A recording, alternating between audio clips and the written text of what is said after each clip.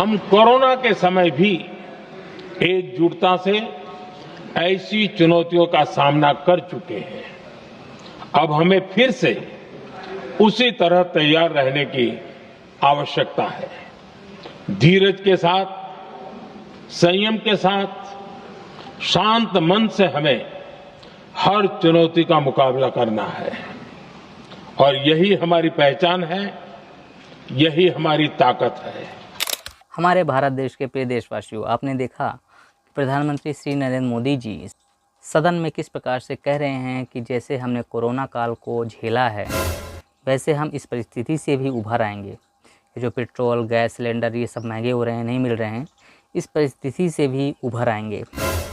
तो मेरा कहना ये है कि क्या ये कोई महामारी है क्या कि इस परिस्थिति से भी हम उभर आएंगे। मान लेते हैं कि कोरोना एक महामारी की तरह थी जिसमें लोगों में संक्रमण होता था, तो क्या गैस का चुकना ये भी संक्रमण है क्या?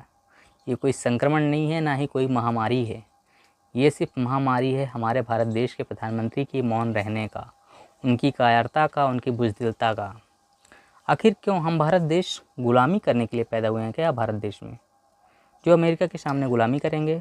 आखिर प्रधानमंत्री श्री नरेंद्र मोदी जी डोनाल्ड ट्रंप के सामने इतना झुकते क्यों हैं, उनसे डरते क्यों हैं? आखिर खास बात क्या है? तो जैसे मैंने कि आपको बताया कि खास बात क्या है, तो डोनाल्ड ट्रंप कहते हैं कि मैं जब चाहूँ तब पीएम मोदी का पॉलिटिकल करियर एक झटके में समाप्त कर दूँ। शायद इस वजह से तो नहीं नरेंद्र मोदी जी इतना डरते हों।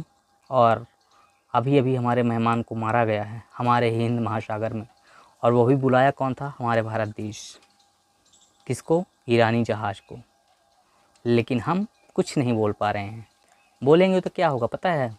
डोनाल्ड ट्रंप हमारे श्री प्रिय नरेंद्र मोदी जी का एप्स्टीन फाइल का पूरा काला चिट्ठा जो है वो जनता के सामने पेश कर देंगे और श्री नरेंद्र मोदी जी का पॉलिटिकल करियर ख़त्म।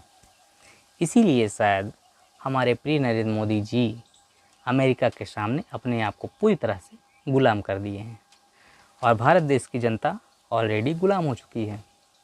तो बताइए, अच्छे दिन तब थे जब अपने भारत देश की एक प्रधानमंत्री महिला थी, इंदिरा गांधी, जो उस समय भी अमेरिका से नहीं डरी, और अपने भारत देश का प्रधानमंत्री जो इस समय 2026 में अपने भारत देश के प्रधानमंत्री डोनाल्ड ट्रंप के सामने झुककर प्रणाम करते हैं और जो वो कहते हैं ऑर्डर की तरह सुन लेते हैं।